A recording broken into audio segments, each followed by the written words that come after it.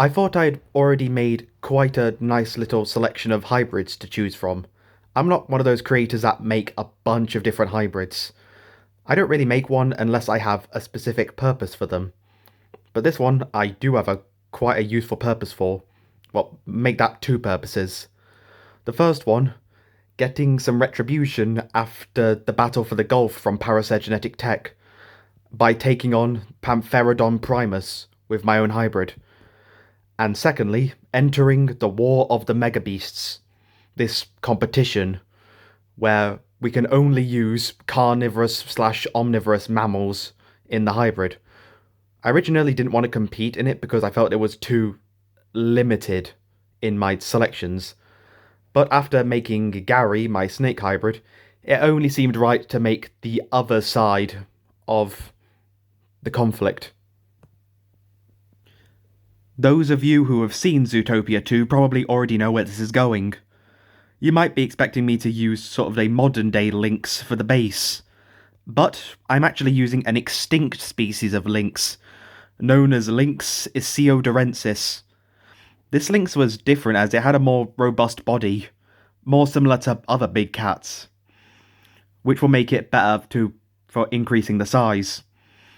Although we will be taking other attributes like its face, that distinct lynx face, as well as its fur patterns and special feet padding to make it very quiet when it walks. Back to the size increase, I'm going to be increasing the size of my lynx with the largest big cat that we know of, Panthera fossilis, basically allowing my creature to get a lot bigger, but will still need some pretty deadly weapons to actually put all that extra weight and strength to good use.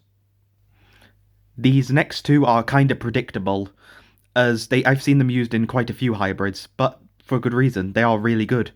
The first one being the Phylacoleo, for a few features. First of all, its unique teeth, such as its large incisors and shearing molars, to deliver devastating bone-crushing bites, as well as those devastating thumb claws.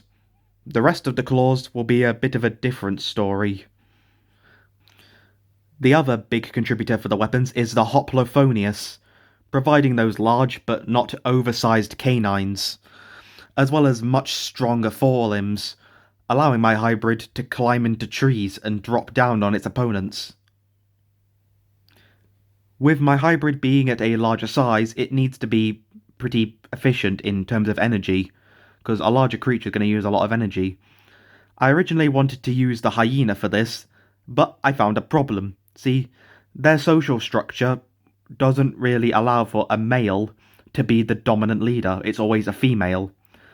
But I found the next best thing, the African wild dog, providing its intelligence, its social structure, as well as a better cardiovascular system, as these creatures have some of the most successful hunt rates out of any carnivore.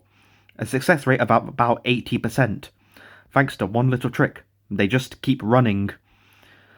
These guys can run for multiple miles without getting tired, and are able to hunt and coordinate impacts with alarming efficiency.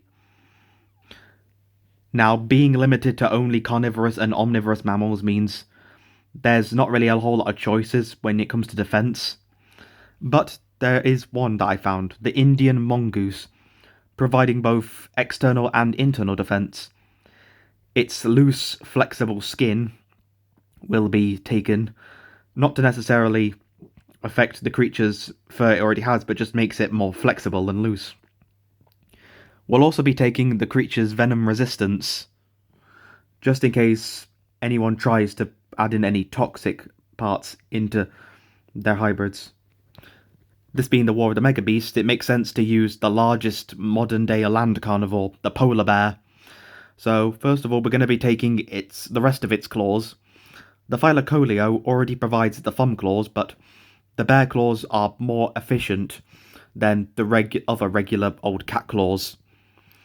It also, not only does it help further manage the size of this creature, it'll also be taking its special fur.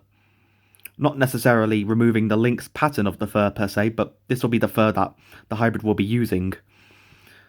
We'll also be using the polar bear to shorten the length of the ears, since we don't want this creature to lose heat, as it will be fighting in the cold.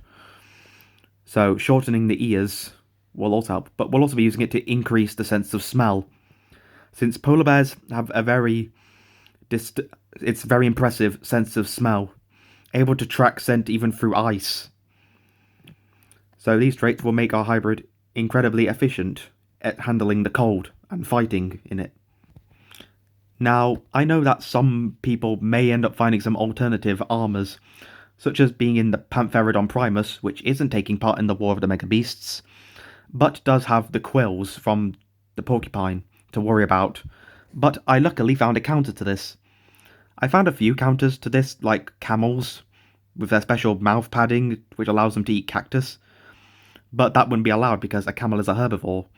However, I found an alternative to it. The coyote. The coyotes actually eat cactus, thanks to their tough mouths, and will further aid my hybrid, so it won't be affected nearly as much by any quills. The last contributor is a bit of a weird one. This, I believe, is called the Barbatodon. It's a species of rodent-like mammal that survived the KT extinction event that wiped out the dinosaurs. This might be evidence of possibly the earliest known creatures to develop iron-infused teeth. No, I just thought that this would be a different change. No, because people always seem to end up using either things like the shrew, the beaver, the Linosaurex. It's always the same things. So I figured I'd switch up, try something new. And I think it will still work pretty well.